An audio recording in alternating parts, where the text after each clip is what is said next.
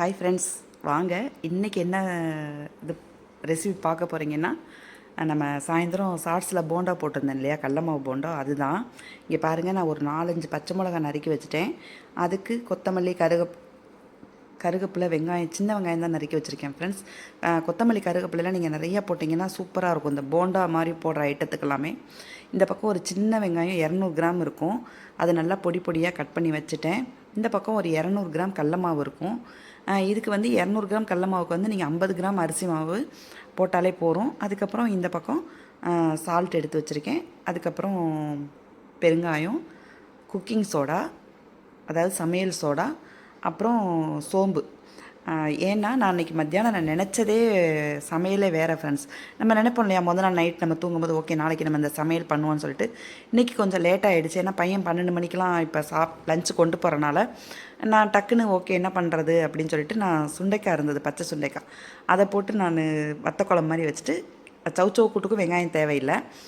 Beetroot பொரியலுக்கு போடுறா இருந்தால் போடலாம், ஆனால் நான் ரொம்ப போடுறதில்ல. இப்போ பாருங்கள், இந்த வெங்காயம் எல்லாமே மொத்தமாக அந்த பேசனில் போட்டு பிசைஞ்சிக்கலாம் ஃப்ரெண்ட்ஸ். அப்புறம் சரி ஓகே, இன்றைக்கி சின்ன வெங்காயம் இருந்தோடனே நாளைக்கு ஏகாதசி சேர்க்க மாட்டோம், சரி இன்றைக்கி நம்ம அந்த வெங்காயத்துக்காகவே இன்றைக்கி நான் ஐடியா பண்ணேன் ஃப்ரெண்ட்ஸ், மத்தியானம் போண்டா போட்டலான்னு. ஏன்னா பெரிய வெங்காயம் தான் போடலாம், ஏன்னா நம்ம போண்டா அந்த மாதிரி அந்த பக்கோடாவுக்கெலாம் நீங்கள் பெரிய வெங்காயமே போடலாம். இன்றைக்கி சின்ன வெங்காயம் இருந்தனால எங்கள் வீட்டில் ஒர்க் பண்ணுறவங்க, அவங்க பேர் வந்து தமிழரசி, இனிமேல் நான் தமிழ்னே சொல்கிறேன், தமிழரசி அவங்க பேர், என்னோட சின்னவங்க தான். அதனால் சரி அவங்க நிறைய வெங்காயம் உரித்து கொடுத்தோன்னே வெங்காயம் இருந்தது. இப்போ தேவையான அளவு உப்பு போட்டுட்டாச்சு. இப்போ அதுக்கு தேவையான அளவு சும்மா 1/4 சிட்டிக்கை, நான் எடுக்கிறதுலையே 1/4 தான் போட்டிருக்கேன், அந்த ஸ்பூனே சின்னது தான். அதில் நம்ம வந்து சமையல் சோடா போட்டாச்சு, மிளகாப்பொடியும் போட்டாச்சு. அதாவது நான் வந்து மிளகாப்பொடி வந்து கலருக்காக தான் போட்டிருக்கேன். நீங்கள் உங்களுக்கு வந்து மிளகாப்பொடி காரம் பிடிக்கும் அப்படின்னா மிளகாப்பொடியை கூட போட்டுட்டு பச்சை மிளகா கம்மி பண்ணிக்கோங்க. இல்லை பச்சை மிளகா காரம் பிடிக்கும்னா பச்சை மிளகா அதிகம் பண்ணிவிட்டு மிளகாப்பொடியை கம்மி பண்ணிக்கோங்க. நான் இன்றைக்கி காஷ்மீர் சில்லி பவுடர் போடல, சாதாரண சில்லி பவுடர் தான் போட்டிருக்கேன். இந்த பக்கம் தேவையான அளவு கம்மியாகவே தான் எண்ணெய் வச்சுருக்கேன். ஏன்னா நம்ம சின்ன சின்ன உருண்டையாக தான் போட போகிறோம், அதனால் இந்த எண்ணெயே போதும். எண்ணெய் நீங்கள் நிறையா வச்சிட்டிங்கன்னா வேஸ்ட்டாக போய்டும். நான் 4 கிழமைலாம் சோம்பு போட்ட எண்ணெயெல்லாம் நான் யூஸ் பண்ண மாட்டேன், அதனால் அளவாக வச்சுருக்கேன். இப்போ இதுக்கு தேவையான அளவு தண்ணி ஊற்றி பிசைஞ்சுக்கோங்க. இன்னும் ரொம்ப தண்ணி ஊற்றிடாதீங்க ஃப்ரெண்ட்ஸ், ஏன்னா நீங்கள் தண்ணி ஏற்கனவே ரொம்ப, அதை ஃபஸ்ட்லேயே நீங்கள் தண்ணி நிறையா ஊற்றிட்டிங்கன்னா அதுக்கப்புறம் நீங்கள் மேலே மேலே மாவு சேர்த்துக்கிட்டே இருக்க மாதிரி வரும். இதுக்கு கொஞ்சம் நம்ம எடுத்து கையில் போடுற அளவுக்கு பிசைஞ்சால் போதும். தண்ணி கம்மியாக ஊற்றி பிசைஞ்சுக்கோங்க. அதுக்கப்புறம் நீங்கள் தண்ணி வேணும்னா ஊற்றிக்கலாம். அப்புறம் நான் நினச்ச சமையல் ஒன்று, இன்றைக்கி நடந்த சமையல் ஒன்று. ஓகே நம்ம இன்றைக்கி சூடாக போண்டா போட்டலாம். போண்டா வீடியோவே நான் போடலை, ஆமாம் வீடியோ போடல ஃப்ரெண்ட்ஸ், நான் போண்டா வீடியோவே போடலை. அதனால் சரி ஓகே டக்குன்னு நினச்சேன். அப்புறம் மருமக பொண்ணு இன்றைக்கி கடைக்கு சாயந்தரமாக தான் இன்றைக்கி கடைக்கு போனாங்க. சரி ஓகே போகும்போது நம்ம போட்டு கொடுத்து விட்டலாமே அப்படின்னு சொல்கிறதுக்காகத்தான் நான் ஏன் முக்கால்வாசி நான் வாய்ஸ் ஓவர் கொடுக்குறேன்னா, எங்கள் வீட்டு இளவரசி பேத்தி வந்து சவுண்டு கொடுத்துட்டே இருக்காங்க. நீங்கள் வீடியோலாம் கேட்டிருப்பீங்க. சரி அது ஒரு மாதிரி சின்ன பிள்ளைங்க வாய்ஸ் கேட்டுச்சுன்னா அது வேறு எதாவது காப்பிரைட் அந்த மாதிரி ஆகும்னு சொல்கிறாங்க இல்லையா, அந்தளவுக்கு நமக்கு தெரியாது. இருந்தாலும் நம்ம அதை அவாய்ட் பண்ணிடுவோன்றதுக்காக தான் நான் வாய்ஸ் ஓவர் கொடுக்குறேன். இப்போ பாருங்கள் எண்ணெய் நல்லா காஞ்சிருச்சு. இப்படி அதை என்ன சொல்கிறது, சிமிட்டி சிமிட்டி போடுவாங்க, அப்படி தான் சொல்லணும், கிள்ளி கிள்ளி போடுவாங்கன்னு சொல்லுவாங்க இல்லையா, அந்த மாதிரி நீங்கள் உருண்டையாக போடாமல் இந்த மாதிரி நீங்கள் போட்டிங்கன்னா சீக்கிரம் வேகவும் செஞ்சிடும். நீங்கள் 5 சாப்பிட்ற இடத்துல 10 சாப்பிட்லாம் ஃப்ரெண்ட்ஸ். அதாவது நான் ஒரு உதாரணத்துக்கு சொல்கிறேன், ஒரு 3 இது சாப்பிட்றாங்க அப்படின்னா ஒரு 5 சாப்பிட்லாம். ஏன்னா சின்ன சின்னதாக தான் இருக்கும் இல்லையா, அதனால் நான் சொல்கிறேன். இது கொஞ்சம் கணிசமாகவும் இருக்கும். இப்போ இந்த போண்டாவை பார்த்தோன்னே எனக்கு ஒரு இப்போ தான் 4 நாளைக்கு முன்னாடி நம்ம திருவண்ணாமலை போயிட்டு வந்தோம்ல ஃப்ரெண்ட்ஸ். அப்போ வந்து நாங்கள் காலம்பரையே சுவாமியை பார்த்துட்டோம், சீக்கிரமே போய் பார்த்துட்டோம். அதெல்லாம் நான் உங்கள்கிட்ட வீடியோவில் சொல்லியிருந்திருப்பேன். அங்கே நாங்கள் கிரிவல பாதையில் வரும்போது, கிரிவல பாதையில் நாங்கள் எதுவுமே வாங்கி சாப்பிட மாட்டோம் ஃப்ரெண்ட்ஸ். இப்போ வரைக்கும் கிரிவல பாதையில் அது என்னன்னே தெரியல, நான் எதுவுமே சாப்பிட்டது கிடையாது.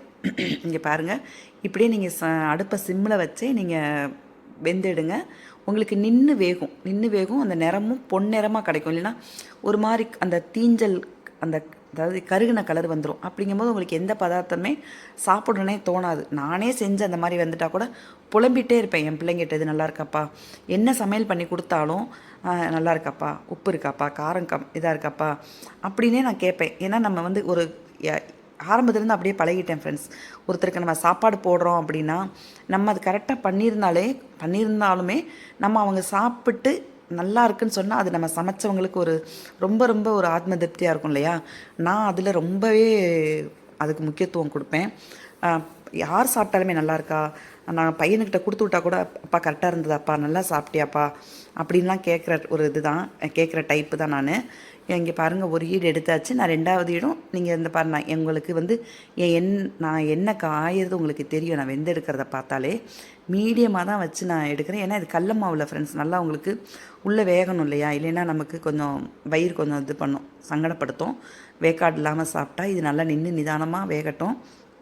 அந்த மாதிரி நாங்கள் திருவண்ணாமலை போயிட்டு இன்னொரு முக்கியமான விஷயம் சொல்லணும் ஃப்ரெண்ட்ஸ். ஏன்னா நான் வந்து ஷார்ட்ஸில் வந்து இந்த மாதிரி அது பீட்ரூட்டு அல்வாவாக இருக்கட்டும், ஏன் நான் பாட்டு போட்டு போடுறேன்னா, ஏன்னா நான் 58 செகண்டுக்குள்ளே நான் இப்போ சமைச்சது நான் போடுறேன் அப்படின்னா, நான் 58 செகண்டுக்குள்ளே நான் என்ன செஞ்சேன்னு சொல்லி நான் போட்டுறேன். ஏன்னா இதை மாதிரி செய்முறை விளக்க போகும்போது அடுத்து நான் அந்த விலாகாகவே நான் போடுறேன். அதனால் நான் வந்து செஞ்சது மட்டும் ஒரு பதார்த்தத்தை மட்டும் எப்படி நம்ம எடுத்து போடுறதுன்றனால தான் ஆரம்பத்துலேருந்து நான் போடுறது அப்படியே பாட்டாக கொடுத்து ஸ்பீடு கொடுத்து நான் போடுறேன். அடுத்த முறை உங்களுக்கு போடும்போது நான் வாய்ஸ் கொடுத்தே நான் போடுறேன் ஃப்ரெண்ட்ஸ். ஏன்னா நான் உங்களுக்கே தெரியும், விலாகும் போட்டுக்கணும், ஷார்ட்ஸ் மோட்லேயும் எடுக்கணுங்கிறனால தான் நான் அந்த மாதிரி போட்டுட்ருக்கேன். இங்கே பாருங்கள், இப்போ இந்த 2வது ஈடு வேகட்டும். அந்த மாதிரி திருவண்ணாமலை போயிட்டுருக்கும்போது, இந்த கிரிவல பாதையில் போயிட்டுருக்கும்போது என் தங்க சொன்னால், திடீர்னு மிளகா பஜ்ஜி போடுறாங்க போல், மிளகா பஜ்ஜி சாப்பிட்லாமா அப்படின்னு சொன்னான். என்னடா கொடுமை இது, ப்ரெஷர் இருக்குது, கொலஸ்ட்ரால் இருக்குது, எல்லாமே இருக்குது, நீ என்ன மிளகா பஜ்ஜி சாப்பிடணும்னு நினைக்கிற அப்படின்னு. என்னன்னு தெரியல, பொதுவாகவே இருக்கும்ல ஃப்ரெண்ட்ஸ், நம்ம வீட்லேயே இருக்கோன்னா எனக்குலாம் என்னன்னே சாப்பிடணுன்னே தோணாது. நம்ம பிள்ளைங்களுக்கு செய்யும்போது ஒரு 2 பீஸ் 3 பீஸ் சாப்பிடுவோம் இல்லையா. சரி அவளே கேட்டுட்டாளே அப்படின்னு சரி வா போகலாம். என்ன உனக்கு இப்போ தான் 4 நாளைக்கு முன்னாடி போயிட்டு வந்திருக்கேன், ஆஸ்பத்திரி போயிட்டு வந்திருக்கேன்னா, இல்லை சாப்பிடும் போல் ஆசையாக இருந்ததுன்னே, சரி ஓகே வா, ஒரு நாள் சாப்பிட்றனால ஒன்றும் இதாகிடாதுன்னு சொல்லிட்டு கூட்டிகிட்டு போயிட்டு மிளகா பஜ்ஜி ஒரு 6-7 பஜ்ஜி வாங்கினோம். வாங்கி அது பார்த்தீங்கன்னா கொதிக்க இருந்தது ஃப்ரெண்ட்ஸ். அந்த மாதிரி எனக்கு வந்து நான் நெருப்பு கோழி மாதிரி சாதம் வச்சோடனே சாப்பிட்றணும். அதனால் சில சமயம் வீடியோலலாம் உங்களுக்கு இப்போல்லாம் நான் உங்களுக்கு சாதம் வீடியோ நான் உங்களுக்கு வைக்கிறதானே போடுறேன். முன்னெல்லாம் சாதம் ஆவி பறக்கிறது மாதிரி போடுவேன், நான் சாப்பிட லேட் ஆகிடும். பிள்ளைங்களாம் சாப்பிட்டதுக்கப்புறம் நான் சாப்பிடும்போது அது ஆறி போயிடுது ஃப்ரெண்ட்ஸ். அதனால் அது வெயில் காலமோ குளிர்காலமோ எந்த காலமாக இருக்கட்டும், நான் கொதிக்க சாப்பிட்டா தான் கொஞ்சம் ஒரு கையாவது சேர்த்து சாப்பிட்ற மாதிரி எனக்கு தோணும். இல்லைனா ஆறி போயிடுச்சுன்னா சாப்பிட தோணாது. இன்றைக்கி நைட்டு கூட பொங்கல் தான் போட்டேன். பொங்கல் வீடியோ இன்னும் நான் போடுறேன் ஃப்ரெண்ட்ஸ். ஏன்னா இன்றைக்கி தான் நான் தொடர்ந்து 2 வீடியோ 3 வீடியோ தொடர்ந்து போட்டிருக்கேன்.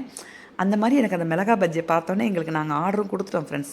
இங்கே பாருங்கள் எப்படி கொதிக்குது பாருங்கள், அப்படி நின்று நிதானமாக ஒரு ஆர்ப்பாட்டமே இல்லாமல் அந்த கொதிக்குது பார்த்திங்களா. அந்த மாதிரி தான் இந்த போண்டாவை வந்து நம்ம போட்டு எடுக்கணும். அப்போ தான் பார்க்குறதுக்கு பொன்னிறமாக சூப்பராக இருக்கும். இது வந்து எண்ணெயும் குடிக்காது. இப்போ நான் எடுக்கிறதுக்கு முன்னாடியே சொல்கிறேன் ஃப்ரெண்ட்ஸ், இது எண்ணெயெல்லாம் குடிக்காது உங்களுக்கு. கரெக்டாக மீடியமான அதுக்கு என்ன குடிக்கணுமோ அது மட்டும்தான் அது குடிச்சிருக்கும்.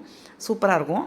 எனக்கு இந்த பச்சை மிளகா கொத்தமல்லிலாம் போட்டு அந்த சாப்பிட்றோம் பார்த்திங்களா, அப்போ சுல்லுன்னு சாப்பிட்டு ஒரு டீயோ காஃபியோ யாருக்கு என்னென்ன பிடிக்குதோ அந்த மாதிரி திருவண்ணாமலையில் மிளகா பஜ்ஜியும் ஒரு 10 நிமிஷம் உட்காந்து அவங்க போட்டும் கொடுத்துட்டாங்க. அது சாப்பிட்டோன்னே நாக்கு அப்படியே ஒரு மாதிரி காரம், அந்த மாதிரி காரம் இருந்தது. நான் அவசரப்படுத்தினேன், போய் காஃபியும் உடனே வாங்கிட்டு வந்துடுங்க.